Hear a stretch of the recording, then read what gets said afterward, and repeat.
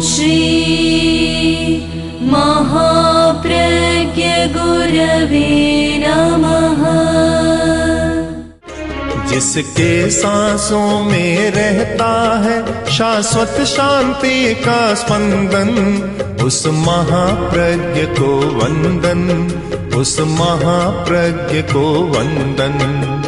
सत्य अहिंसा अनेकांत को अर्पित जिसका तन मन, उस महाप्रज्ञ को वंदन, उस महाप्रज्ञ को वंदन। जिसके सांसों में रहता है शाश्वत शांति का स्पंदन, उस महाप्रज्ञ को वंदन, उस महाप्रज्ञ को वंदन।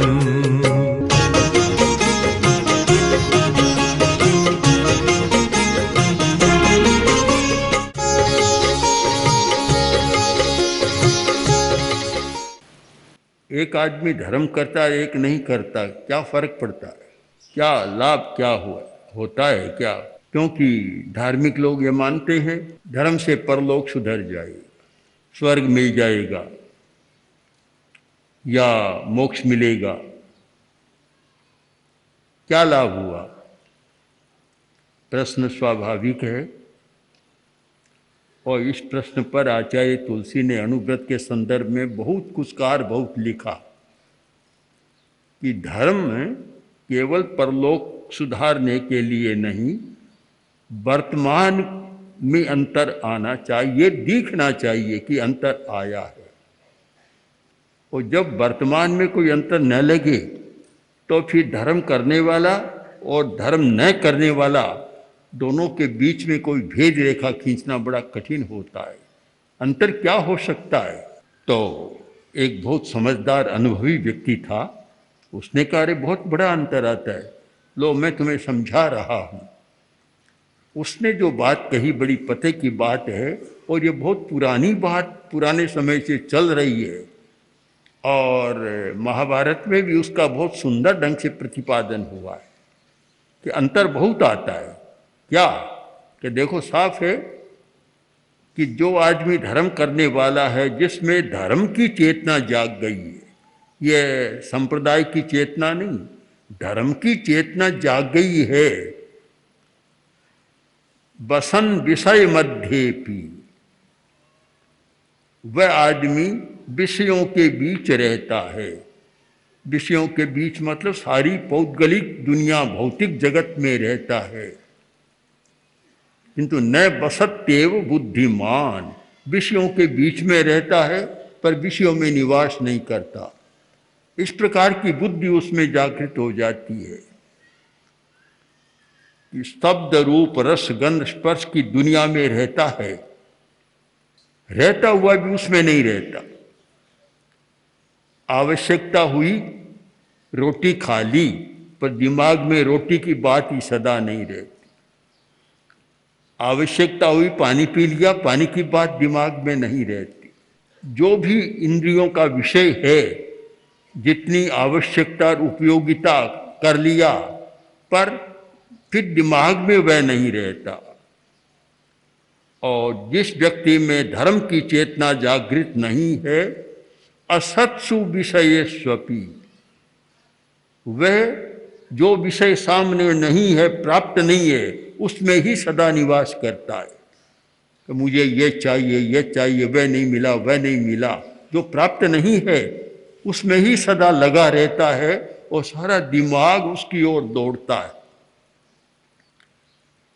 एक सुंदर श्लोक, सुंदर प्रतिपाद्य, इसको हमें कहानी के माध्यम से भी समझ सकते हैं।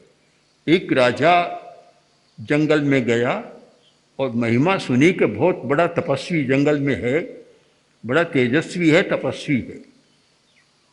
देखा सचमुच वैसा था तो बोला महाराज आप मेरे महल में चले, महारानियाँ भी आपका दर्शन करना चाहती है। उसने कहा मैं क्या करूँगा, नहीं आपको जरूर दर्शन देना है।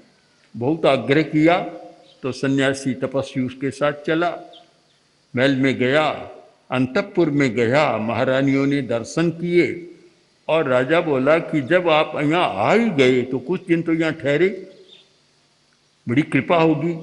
तो सन्यासी ने कहा कोई बात नहीं, चलो एक कमरे में ठहरा दिया। एक सप्ताह बीता, वापस जाने की बात नहीं। 2 सप्ताह बीता। अब राजा के दिमाग में तो महल ही था। उसने सोचा कि कहीं अड्डा न जमा ले, यहाँ अखाड़ा न बना दे। 4 सप्ताह बीते, सन्यासी ने कुछ जाने का कहा ही नहीं। तब फिर राजा आया, आकर बोला महाराज बहुत लंबा समय हो गया, जंगल की यात्रा नहीं की, चलो आज तो हम जंगल की यात्रा पर चले। तपस्वी बोला चलो चले। तो दोनों गए जंगल में, वहीं पहुंच गए जहां मैं पेड़ के नीचे बैठता था। पेड़ आया और वहां बैठ गया। राजा भी बैठा। राजा बोला महाराज एक मेरे मन का प्रश्न है, प्रश्न है मेरे मन का कि मैं भी महल में रहता हूं और आप भी महल में रहे, तुम दोनों में फिर अंतर क्या हुआ? तब तपस्वी बोला कि कोई ज्यादा अंतर नहीं, इतना है कि मैं महल में रहा और तेरे दिमाग में महल रहता है, इतना बड़ा। एक तो रहना और एक दिमाग में रहना। जो दिमाग में रहता है उसका अर्थ हो गया आसक्ति, बंधन, मोह, ममत्व और मूर्छा।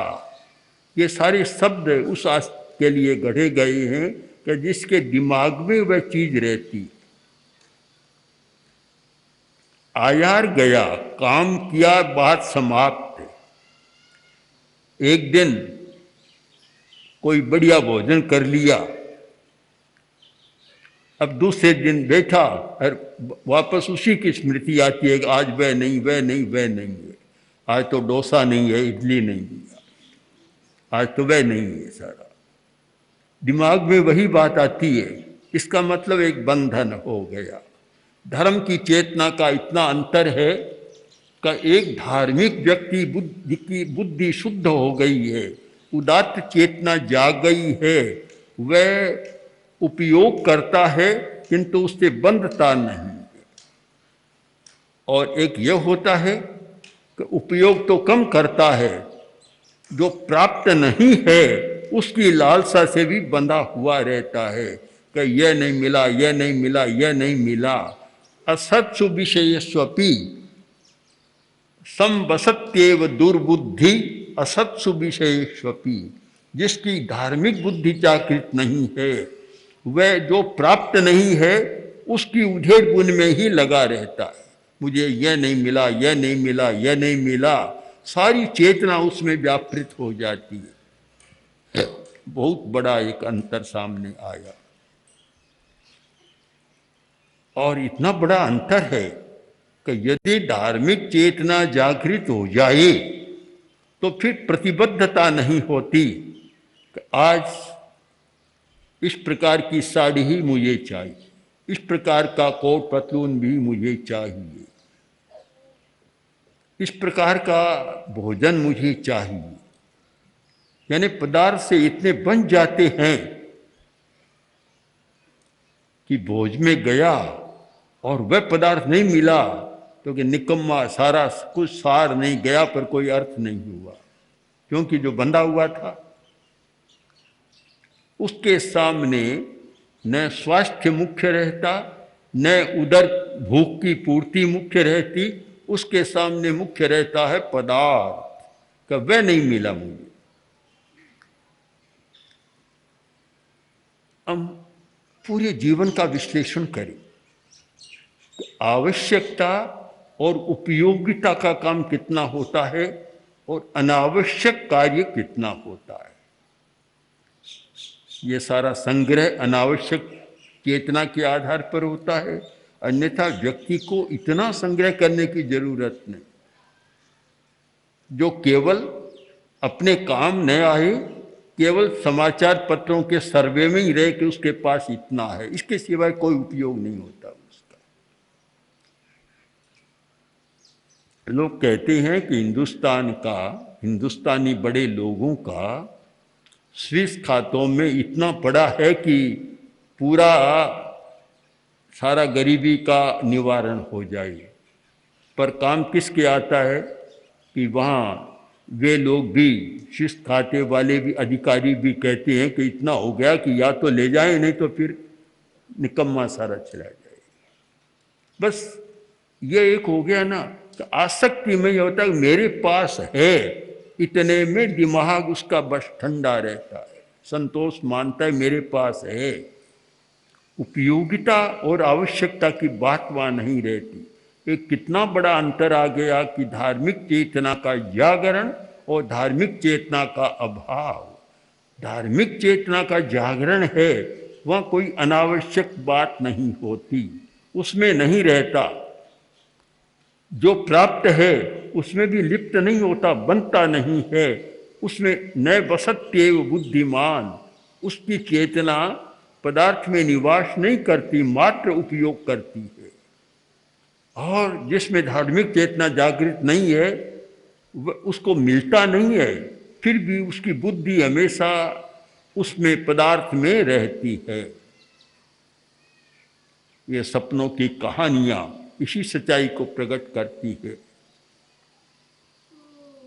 पुजारी उठा और पूरे गांव को निमंत्रण दे आया कि आज कोई रसोई मत बनाओ, मेरे घर सबको भोजन करना है, मैं आज सबको घेवर खिलाऊंगा। लोगों को आश्चर्य हुआ कि कहाँ से लाया घेवर इतना। लोगों को घेवर के नाम से शायद ज़्यादा आकर्षण होता होगा। किसी ने रसोई बनाई, 9 बज गए, 10 बज गए, 11 बज गए, तब लोगों ने सोचा रे अभी तक कोई निमंत्रण नहीं आया वापस, आखिर पता तो करें। सब भूखे बैठे हैं, नाश्ता भी नहीं किया घेवर खाने की लालसा, सब भूखे हैं। 2-4 आदमी मिलकर गए, मंदिर का दरवाजा खोला, पुजारी बैठा है। बोले पुजारी जी अब सबको खिलाओ, निमंत्रण तो दे आए पूरे गांव को, अब खिलाओ। अरे भाई थोड़ी देर ठहरो, एक बार और सो जाता। अरे क्या हुआ, सोने से क्या होगा? कि तुम्हें पता नहीं, रात को मुझे सपना आया था कि मंदिर सारा घेवरों से भर गया है, पूरे गांव को मैं घेवर खिला दूँ। एक बार मुझे और नींद लेने दो, सपना आ जाए, फिर मैं तुम सबको भोजन करा दूंगा।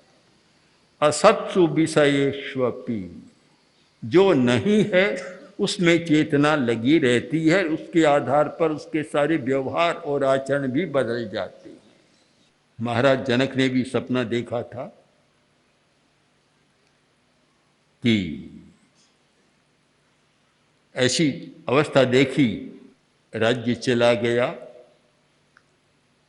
खाने को किसी ने खिचड़ी परोसी, बीच में ही कोई खा गया।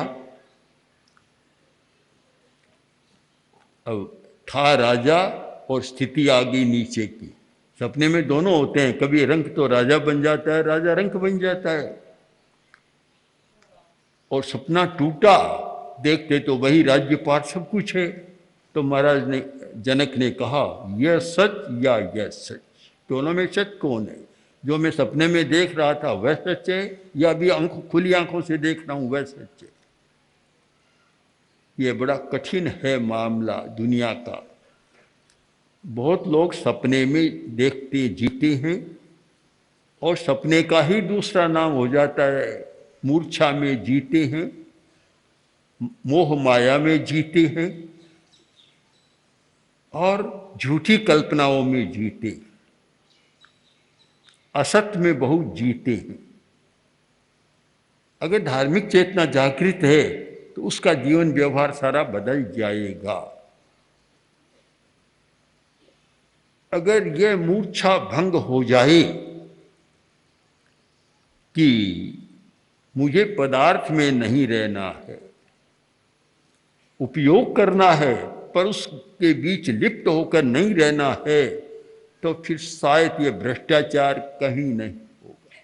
भ्रष्टाचार क्यों होता है? ये मान लिया कि जितना इकट्ठा किया जाए उसमें श्रेय है, तो भ्रष्टाचार होता है, घोटाला, महाघोटाला होता है। अगर ये धार्मिक चेतना जागृत हो जाए तो ऐसा कुछ नहीं हो सकता। बहुत लोग बड़े गर्व के साथ कहते हैं कि हिंदुस्तान बड़ा धार्मिक देश है। मैं तो ऐसा नहीं कहता, मुझे संकोच होता है। हिंदुस्तान को धार्मिक देश कहने में संकोच होता है। एक युग था कि हिंदुस्तान बहुत धार्मिक देश था और इतनी नैतिकता थी, इतनी प्रामाणिकता, इतनी सच्चाई।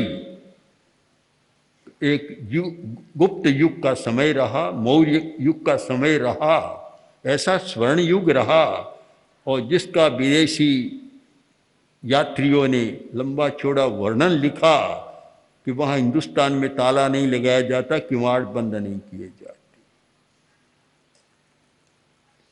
आज कोई करके देख ले, कोई गांव प्रयोग करे कि न ताला न किवाड़ बंद, सुबह तक घर भी साफ हो जाएगा, कुछ मिलेगा भी नहीं। कहाँ कैसे माने धार्मिक? एक समय था कि इतनी प्रामाणिकता कि महामात्य चाणक्य जैसा चाणक्य जो 2 दिए जलाता, जब विदेशी आया, मेघस्थनीज आया, बात करनी थी तो चाणक्य उठा और दिया एक बुझा दिया, दूसरा जलाया। तो उसने आश्चर्य के साथ पूछा कि महामात्य आपने ये क्या किया? एक दिया बुझाया, दूसरा जलाया। तब महामात्य बोले कि इतने समय तक मैं अपना घर का काम कर रहा था तो मेरा दिया जल रहा था, अब मैं सरकारी काम कर रहा हूं तब सरकार की दिया जल रहा है। आज इस बात को तो एक झूठी बात, कल्पना ही माने, कहाँ तक सच्चाई है पता नहीं लगता। कैसे विश्वास करना भी मुश्किल है। या तो यह मान लें कि पुराने लोग ज़्यादा पढ़े लिखे शिक्षित बौद्धिक लोग नहीं थे, इसलिए इस प्रकार का व्यवहार करते। जहाँ बुद्धि का विकास हो गया वहाँ तो यह है कि जितना कर सको उतना कर लो। सारी धारणाएं भी बदल गई है। धारणा क्यों बदली है कि धर्म की चेतना कम हो गई, संप्रदाय की चेतना तो बहुत बड़ी है।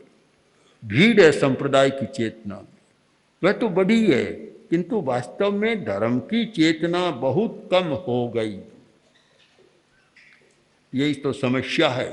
धर्म भी एक समस्या है, धर्म की अवधारणा भी समस्या है और उस संस्कार को तोड़ना भी एक बड़ी समस्या बन रहा है। वास्तव में धर्म की चेतना जागृत हो तो फिर पदार्थ बुराइयों में आदमी को नहीं ले जा सकता। आज जितनी बुराइयां सारी धन और पदार्थ के साथ जुड़ी हुई हैं और उनका आकर्षण आदमी को अनैतिकता की ओर ले जा रहा है। इसका मतलब कि धर्म की चेतना दिन प्रतिदिन गायब हो रही है। बड़े से बड़े आदमी को भी अनैतिक आचरण करने में संकोच नहीं होता, कोई कष्ट नहीं होता, ये चिंतन भी नहीं होता कि मैं किस पद पर हूँ, मुझे यह काम नहीं करना चाहिए। एक थोड़ा सा पढ़ा कि अमुक जैन ने एक कितना गलत आचरण किया लड़कियों के अपहरण का, तब मेरे मन में आया कि ये जैन शब्द लगाकर जैन को क्यों लज्जित करते। ये लगाना नहीं चाहिए अमुक जैन बस। पीछे भी घटना पड़ी, कोई पुलिस का भी था जैन, उसने भी कुछ किया, तो एक संकोच होता है क्यों लगाए जैन। जैन धर्म जैसा पवित्र धर्म और इस प्रकार का आचरण करता है फिर जैन भी कहलाता है, अच्छा नहीं लगता। ये नाम के पीछे ये धर्म की बात लगनी नहीं चाहिए। लोग लगाते हैं, क्यों लगाते हैं हमारी तो समझ में पहले भी नहीं आता, अब भी नहीं आ रहा है। क्योंकि जैन लगाए और जैन धर्म की प्रतिष्ठा को बरकरार रखे, तब तो एक गौरव की बात हो सकती है कि जैन है, ये कोई गलत काम नहीं करेगा, ये कभी ऐसा नहीं करेगा। पुराने लोग जो जैन थे आगे नहीं लगाते थे जैन, किंतु पूरे राजस्थान के इतिहास को देखें, राजाओं के इतिहास को देखें तो राजा लोग जैन व्यक्ति को अपना प्रमुख दीवान बनाने में गौरव समझते थे। और जयपुर का, बीकानेर का, जोधपुर का है, मेवाड़ का भी 20-20, 30-30 पीढ़ियों तक बराबर जैन दीवान रहे। इतना विश्वास था कि इससे कभी धोखा नहीं हो सकता। कुछ समय पहले जो बड़े बड़े उद्योगपति थे, जैन व्यक्ति को प्राथमिकता देते थे कि यह कभी धोखा नहीं देगा। अब तो वह पहचान तो अब रखी नहीं। एक इतना विश्वास था। यहाँ राजस्थान का एक व्यक्ति भैंसा शाह, जैन श्रावक, बहुत बड़ा धनी आदमी और इतना प्रामाणिक और नैतिक आचरण वाला व्यक्ति था। एक बार वे गुजरात गए, अहमदाबाद गए, और अहमदाबाद में कोई 1 लाख रुपए की जरूरत हो गई। तब अपने कर्मचारी को भेजा कि अमुक सेठ के पास जाओ और 1 लाख रुपए की हुंडी करा दो। वह गया, उसने कहा कि 1 लाख रुपया भैंसा शाह के नाम हुंडी। उसने कहा इसका साक्ष्य, एक डिबिया निकाली, डिबिया निकाल कर कहा इसमें यह भैंसा शाह की मूछ का बाल है। उसने डिबिया को रख लिया, 1 लाख रुपए की हुंडी कर दी। आज तो पूरा भैंसा शाह कोई बैठा दे तो भी नहीं करेंगे, मूछ के बाल की तो बात ही कहाँ है। एक कितना अंतर आया है, धार्मिक चेतना की कमी कितनी हुई है और कितना अंतर आ गया। ये क्यों हुआ कि धार्मिक चेतना जागृत नहीं है। उल्टा हो रहा है, धर्म के नाम चलने वाले संप्रदाय तो आगे आ रहे हैं और धर्म पीछे जा रहा है। तो हम ये बात दोहरानी चाहिए, कभी धर्म प्रमुख रहना चाहिए, संप्रदाय नंबर 2। संप्रदाय तो एक व्यवस्था है कि जहाँ बैठ कर आदमी आराधना कर सके, व्यवस्था कर सके सारी, तो वह तो सारा हो गया और धर्म की बात बिल्कुल गौण हो गई। अगर यही क्रम चला तो हो सकता है कि एक दिन धर्म ऐसा शब्द बन जाए कि समाप्ति के कगार पर भी चला जाए। आज जैसे राजा शब्द इतिहास से लुप्त होता जा रहा है, 2-4 पीढ़ियों के बाद आने वालों को समझना कठिन होगा कि राजा क्या होता है, परिभाषा कर व्याख्या कर बताना पड़ेगा। तो ऐसा होता है, धर्म भी क्या ऐसा न हो जाए। अगर यही क्रम चला तो एक भारी समस्या है। तो निश्चित माने कि धर्म की चेतना जागृत हो, जिससे कि इस पौद्गलिक और भौतिक दुनिया में रहता हुआ भी आदमी कोरा भौतिक न बने, उसमें निवास न करे, काम ले पर उसमें आसक्त न बने। अगर इस प्रकार की चेतना का विकास हो तो फिर धर्म प्रधान और संप्रदाय उसका सहायक बनेगा। आज तो ऐसा हो गया कि स्वामी का तो पता नहीं है, सहायक वह प्रमुख आसन पर आकर बैठ गया। बड़ी समस्या यही है कि किस प्रकार हमें चेतना का रूपांतरण करना है, चेतना को बदलना है। ओम हर। आचार्य महाप्रज्ञ 20वीं 21वीं सदी के अतुलनीय दार्शनिक, अद्वितीय विचारक, विलक्षण साहित्यकार, अद्भुत प्रवचनकार तथा जन उद्धारक थे। उनके सृजनशील चिंतन कल्याणी वाणी ने प्रत्येक व्यक्ति के हृदय में एक स्थान बनाया। सरल भाषा में जीवन की सच्चाइयों को छूने वाले उनके विचार श्रोता व पाठक के हृदय में उतरकर आत्मनिरीक्षण, स्वदोष दर्शन व आत्म परिष्कार की भावना जागृत करते हैं। उनका समग्र साहित्य अब आ रहा है महाप्रज्ञ वाङ्मय के रूप में। 121 पुस्तकों की यह नवीन समायोजना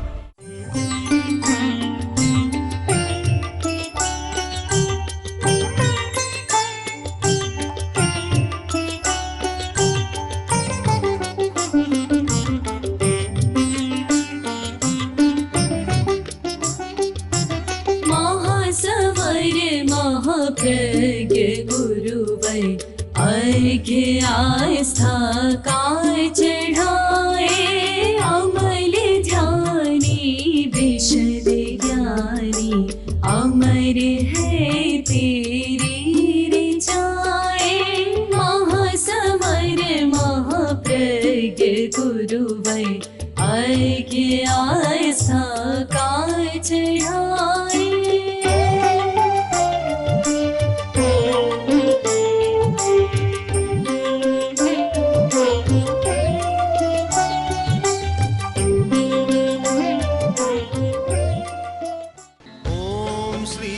महाप्रज्ञ गुरवे नमः। ओम श्री महाप्रज्ञ गुरवे